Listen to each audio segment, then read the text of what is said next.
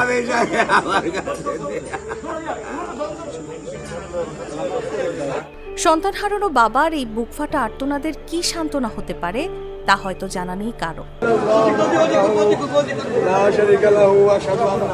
নিজে ছেঁড়া জুতো পরেও সন্তানের সব আবদার পূরণ করা বাবার কাঁধে সন্তানের লাশ যে কত ভারী তা শুধু সেই বাবাই জানেন। হৃদয়ের টুকরো সন্তানকে হারানোর শূন্যতা কি কোনো কিছু দিয়েই পূরণ হয়?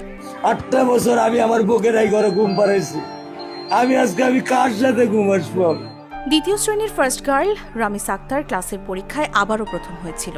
বন্ধুদের সঙ্গে সেই আনন্দ ভাগ করে নিতে স্কুলে তার চকলেট ও মিষ্টি নিয়ে যাওয়ার কথা ছিল, কিন্তু স্কুলে আর ফেরা হয়নি তার। বন্ধুরই অকাল প্রয়াণে কাঁদছে রামিসার সহপাঠীরাও।